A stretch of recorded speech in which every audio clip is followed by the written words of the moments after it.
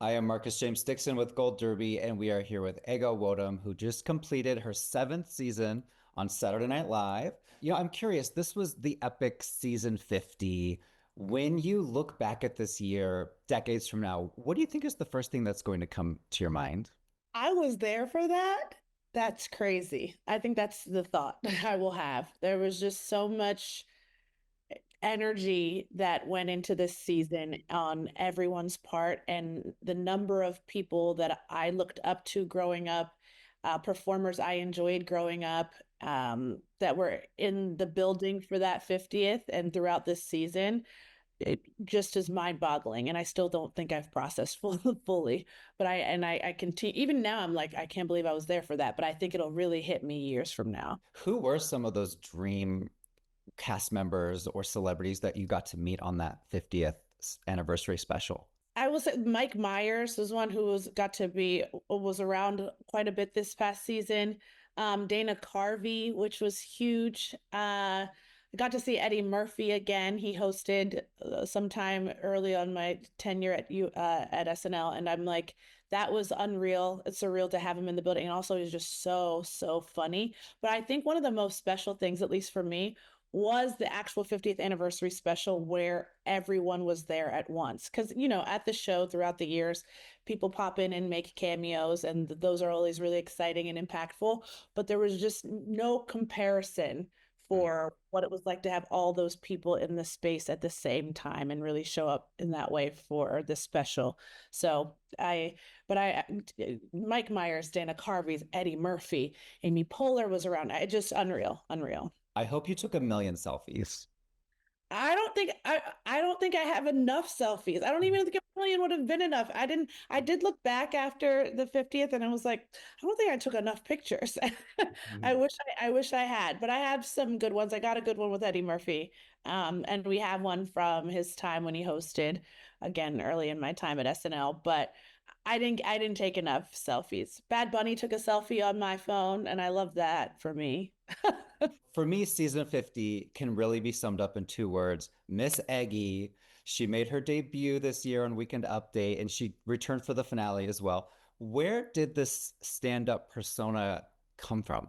I mean, it's such a nod to like Def Comedy Jam and the Queens of Comedy, and it was inspired by so many of those performers, which is not something I can actually do what they did. They were incredible comedians, but I thought it would be fun if I tried to channel that persona. And, when the news was about the White House Correspondents' Dinner came out that they wouldn't be having a comedian, I was like, okay, well, what if I was the comedian for the White House Correspondents' Dinner? And my friend Carl Tart was like, and I was like, so what would I be talking about? And he's like, what if it was the food and you were making fun of the food? And I was like, I love that. I love that angle. I don't even quite think I understand what that means. And I don't think he did either when he pitched it, that angle to me. But I was like, we're gonna figure it out. And then it just became such a joy to pitch on that piece and then to write and perform that piece. And so that's always a good sign when you're having fun in that pitch session. It's always a good sign that it'll be fun to perform, and that was. My favorite line of hers was, "No matter what age, Miss Eggy go over easy." Do you have a favorite line that Miss Eggy said? It's hard because I mean they're all so fun to I'm so tickled by so many of them, honestly. But I think from that first one, if I remember, because these men ain't what is probably probably my most fun and memorable moment from that piece. But I do love. I see y'all got Hickam on the menu, more like here come another man with another excuse. There was like this rumor that the FCC fined the show because the audience shouted. Can you confirm or deny what really happened there? I can't say for certain, and that's the truth. I don't believe we got fined. I asked Lorne a couple weeks ago and I was like, "Did anything happen? Did we get fined?" And he was like, "I don't think so." So that was semi-confident, and so because he was semi-confident, I too am semi-confident that we didn't get fined, but have not confirmed. And it's like the money didn't come out of my bank account, so that's why I haven't confirmed. Exactly. Who cares? It's not your money. Another Weekend Update character you did this season was the woman who couldn't find something in her purse and she was trying to be an active listener, but she was totally not listening. Tell us about that character. Piece is inspired by me. And then I realized maybe other women are like this, but I had gone to dinner with my friend Mesa weeks before that piece, if not the week I decided to pitch that piece. The entire dinner I was digging through my purse trying to find my Blistex, and I refused to take the purse off the back, like the back of my seat, to just like take a beat and find the Blistex in my purse. And I carry a really big purse, and it's got everything you could ever imagine inside of it, every single thing you could. I've got everything I need in that bag, and it's not compartmentalized, it's not organized. I'm very type A, but my purse is not a reflection of that. Food is spilled in there. I love this bag. It's gone the distance. But I was looking for my Blistex, which I can't live without, and I'm digging through the bag, but it's on the back of my seat. And the entire time we're having like a deep conversation.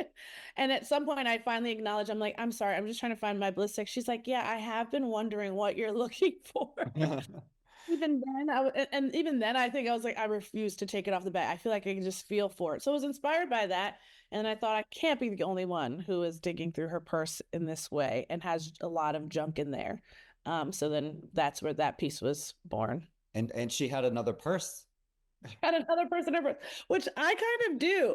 I have I have two little bags in there in my purse, but they're also not organized and they don't contain any particular thing. It was just like another purse to have it, two little other purses to have inside my purse. We did not see Lisa from Temecula this year, one of my all-time favorites. What do you think Lisa is up to? Is she still cutting meat? Lisa's in court. She's at court. She's part of a she's counsel on a big trial somewhere and hasn't been able to go out to eat with friends or attend weddings, I imagine. But I bet she's making a lot of noise in the courtroom or being disruptive somehow with her food. As a performer, is the vibe different when you're preparing for a Weekend Update appearance versus when you're preparing for like a regular sketch? I would say yes. As when you're preparing for a sketch, I mean, you're getting to do it alongside your castmates. It's important to review your lines and make sure you're familiar with the beats, but also with any part of the show, know that some of those lines could go away. They could be trimmed before the air show. So you want to be familiar, but you don't want to be off book. And with update, I would say you are probably running that way more. It's a lot to say generally an update, unless you're Mikey Day doing the spider, the man who just walked through a spider web. A little less to say for throwing your body around, but there's a lot to say, and it's a lot of words, and it would be quite easy to stumble. So I think most of us, when we are getting ready to do a Weekend Update character, are just making sure that we're really familiar with our lines in a way that we perhaps are not as familiar with our sketch lines, but we're trying to make sure we're practicing getting those like mouthfuls out with some ease and confidence. Do you still remember your very first day on set and what was going through your mind when you stepped onto Studio 8H? Yeah, I remember being part of a sketch that Sudie Green and Fran Gillespie wrote about. It was sort of like inspired by The Bachelor, I believe. And I was a pregnant woman. It got cut, but I was a pregnant woman, or Heidi was a pregnant woman. Either way, we had a lot of stairs to walk down. The whole thing being like these women in heels and gowns being made to walk downstairs. And that was a very physical bit. But before, and I think my actual line was also a sketch written by them. So the actual line I got to say on air is one of my first live sketch at the show. And I think it was like, I love it. It was like one of the Delmonico coffee sketches, and Adam Driver was the host. But stepping on 8H, I remember being like, oh my goodness, this audience does not know me. So this is not like performing at UCB, where that audience is very familiar with me. Some people would probably come out to see me perform. I was doing a one-woman show at the time. I was like, oh, they're not here for me and they do not know me, was my first thought.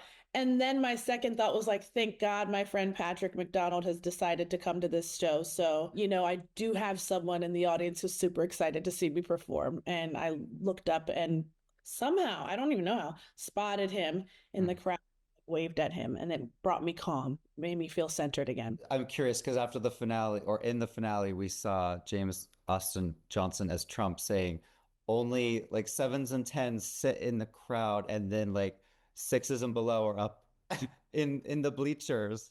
Where was your friend? Oh, damn. He was up in the features. That's where I was. I was up in the bleachers when I came. So I I feel I think I don't think that's fair. I feel like you're a 7 to 10 for sure. My friend Patrick is a 7 to 10. I know some 7 to 10s who have been up in the bleachers. Sometimes it's just an overflow situation. Don't take it personally. I love that. I'm going to take that to heart. Also, in the finale, you were in this couples at the bar sketch where you had to speak Spanish. I'm not sure. Is Spanish something you're quite good at or not? think I'm decent at Spanish. I feel like you should ask a like native speaker if I'm actually good at it, but boy, do I love to think that I'm really good at Spanish. And I was very advanced in high school in Spanish, which we've learned from Marcelo Hernandez, one of his sketches early on in his time, that that's not necessarily good Spanish, whatever they're teaching us in school. But this year, I wanted to sign up for Spanish lessons and I wanted to take a class here in the city, but scheduling wouldn't work out. So for like 3 months, from like January to March, I kept trying to sign up for a Spanish class, but it was constantly conflicting with my schedule. So this summer I will be in Spanish class. So I'm gonna be in somebody's Spanish class this summer. And I might take private lessons, but I think it's more fun to do it in a class. So I'll probably do it in a class. And so I got to write that sketch with Marcelo Hernandez, Mike DiCenzo, and Jake Nordwin, and it was such a joy. But again, am I good at Spanish? I don't. If you ask me, yes. If you ask someone else, they'll say, she's saying something. Mhm. There was another one that I wanted to mention from, I think it was the Christmas episode. You were playing the airport parade the travel agent. Her name was Agent Chartreuse Hamilton, and she was on pills and potions. She was having all kinds of fun. Tell us about that one. That one is a sketch we sort of ran back that Bowen, Kira O'Sullivan, Jimmy Falley, Jake Nordwin, and Mike DiCenzo wrote together. So like quite a team of writers, but it was so fun to do. We had done it a couple years back, if not the previous season. We were at a different airport.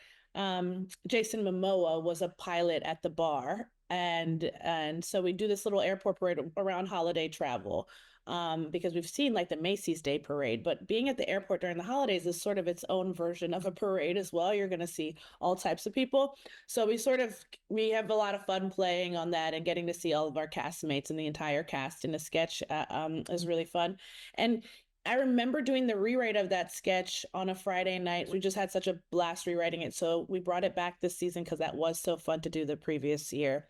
And again, we had a lot of fun and it's such a cool it's like a puzzle. I feel like Bowen said that at some point when we were writing is figuring out how to make sure we include everyone, what tropes at the airport we haven't played on or addressed in the previous one, and in what order to put everything. So it's fun. It is like it's a little challenge for us, but it's really fun once we get to perform it. And that one was extra special because you had all of the five timers returning, like Martin Short, Kristen Wiig just kind of floats through the sketch on a moving luggage, and Tom Hanks was Sully. So that was like a really special one. Thank you. It's so special. And then like Martin as the overly aggressive Delta Lounge employee. Mhm. So good.